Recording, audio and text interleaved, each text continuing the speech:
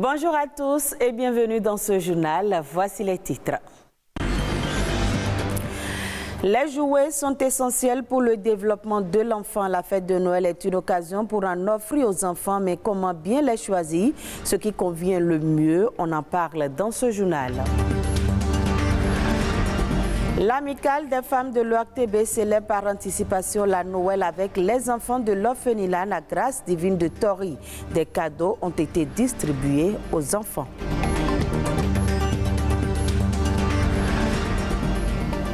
Et puis la sécurisation foncière au Bénin est aujourd'hui une préoccupation sur laquelle gouverneurs, experts fonciers, autorités locales et communales veulent plus s'investir. Comment sécuriser nos terres? Un expert foncier nous éclaire.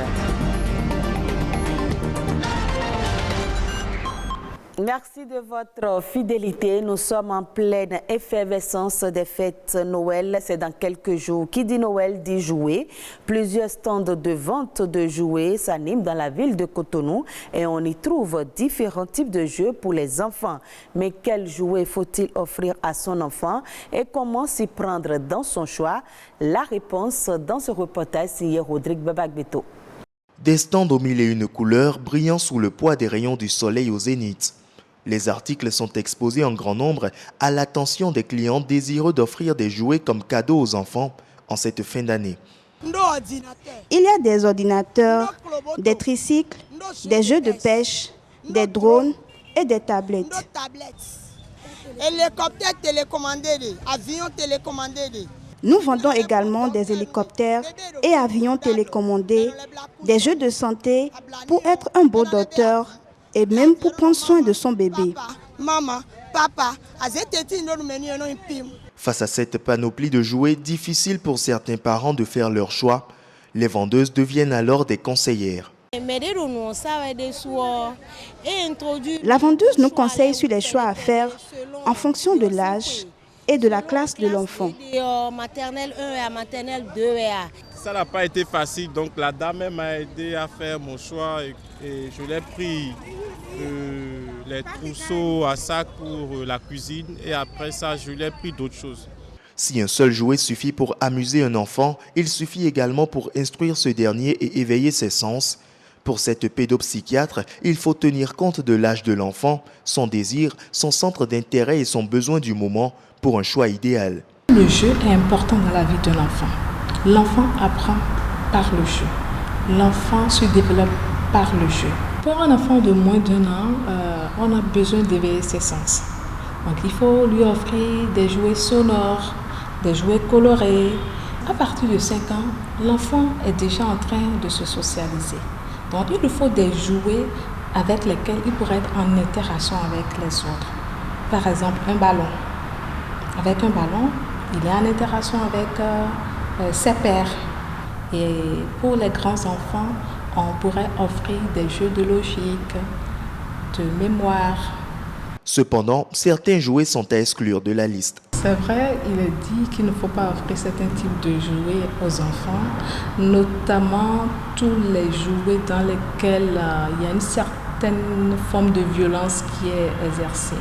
Les enfants imitent les adultes en les laissant utiliser ces jouets.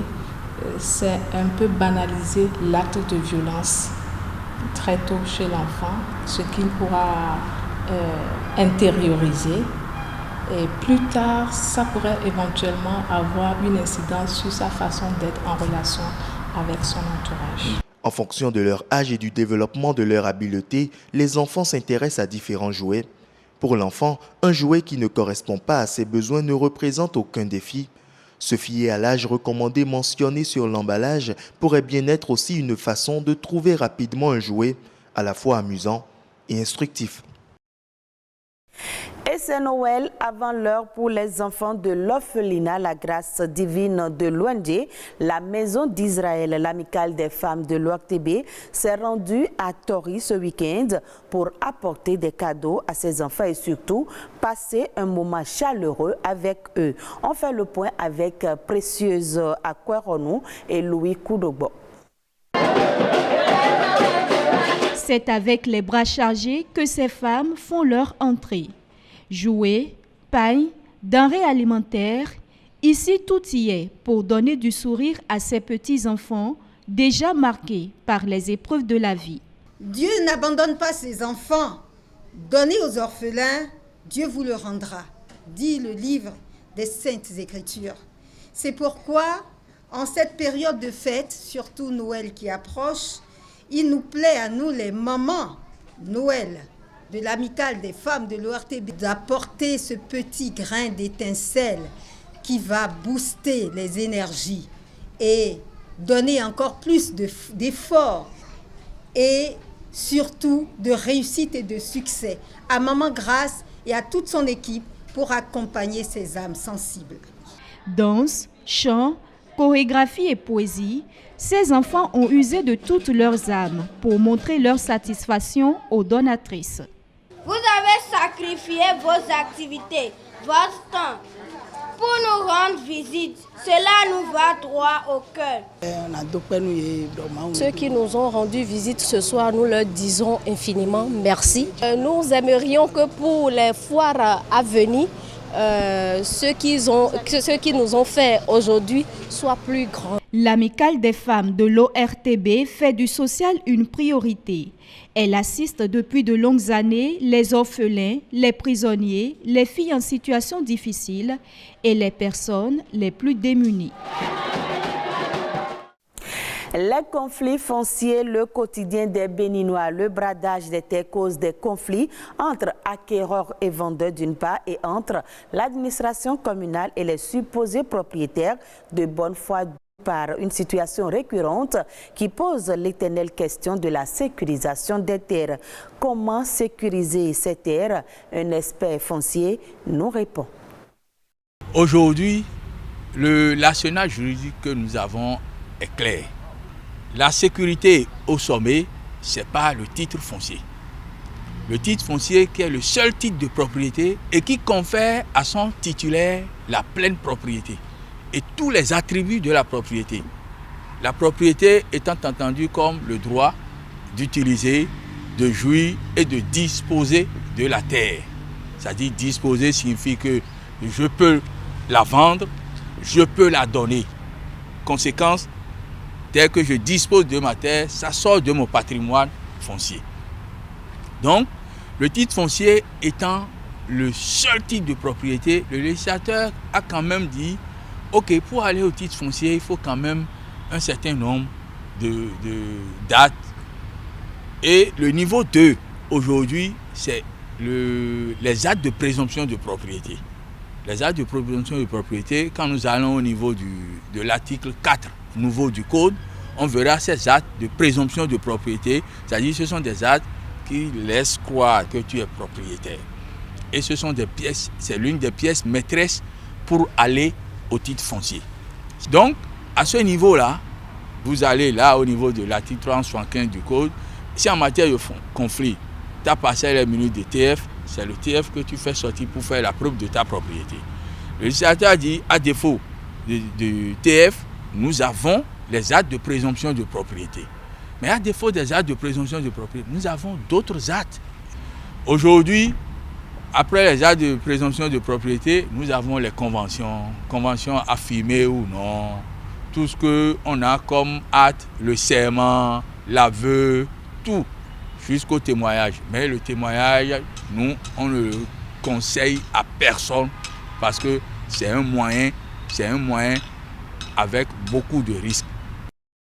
Et puis, hors du Bénin, les pays du monde entier ont conclu ce lundi un accord historique à Montréal, au Canada, pour enrayer la destruction de la biodiversité et des ressources indispensables à l'humanité. Cet accord vise à protéger 30% de la planète d'ici 2030. On fait le point avec les confrères de France 24.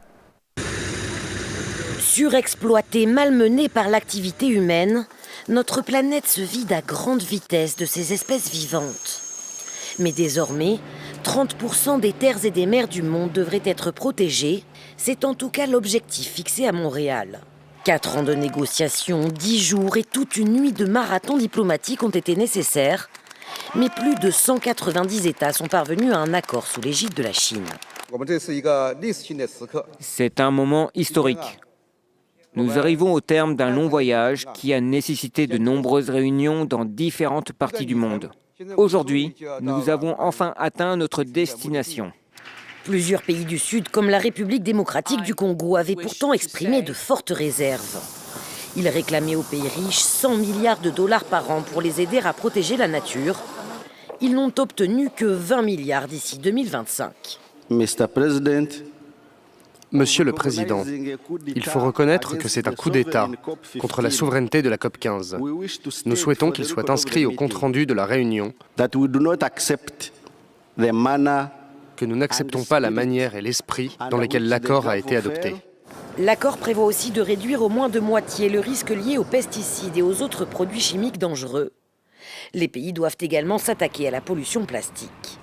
Un accord ambitieux qui peine à convaincre de nombreux militants écologistes.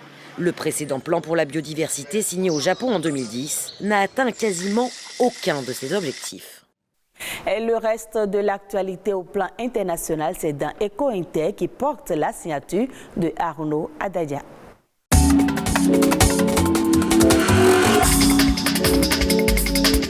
Le gouvernement fédéral du Nigeria a annoncé la signature d'un accord cadre avec Sun Africa pour le développement et la construction de centrales solaires d'une capacité de 5000 MW ainsi que des installations de stockage d'énergie d'une capacité de 2500 MW. Répartis dans 6 zones, le projet sera développé en plusieurs phases et fournira une électricité propre, fiable et abordable à plus de 30 millions de personnes pour un investissement d'environ 6 000 milliards de francs CFA. Cette signature est intervenue dans le cadre du Forum des affaires États-Unis-Afrique tenu du 13 au 15 décembre à Washington. Avec cet accord, le Nigeria vise à réduire de près d'un tiers l'effectif de sa population qui n'a pas accès à l'électricité. Plus de 43%, soit 85 millions de personnes n'avaient pas accès à l'électricité en 2021 dans ce pays, selon la Banque mondiale. Bientôt, le lancement d'une académie pour la croissance et l'engagement social en Afrique. Ce sera à l'arrivée la concrétisation de l'une des importantes promesses faites aux États africains à l'issue du sommet États-Unis-Afrique. Il s'agit d'un partenariat entre 17 universités africaines et 47 universités américaines réunies. L'académie sera chargée de mener des activités dans la participation civique, l'économie et la richesse, l'équité éducative, l'avenir du travail, les communautés et les environnements et les entités organisationnelles. L'objectif est de créer une solide communauté d'apprentissage conçue pour renforcer les capacités en matière d'éducation, de recherche et de vulgarisation. Sur le continent, la responsabilité de la mise en œuvre sera confiée à l'université de Stellenbosch en Afrique du Sud. Enfin, l'Argentine est en joie malgré le taux d'inflation de 100%. Les populations sont descendues nombreuses dans les rues pour célébrer la victoire de l'Albiceleste à la Coupe du Monde. Tandis que pour certains, la victoire de l'équipe nationale d'Argentine contre la France apporte un soulagement face à la situation économique difficile, pour d'autres, cela fait plusieurs années qu'ils espéraient cette consécration. C'est la preuve de la force et du courage du peuple argentin, ont-ils dit.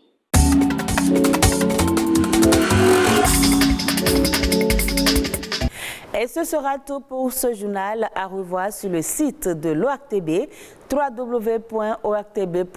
Merci à vous de l'avoir suivi.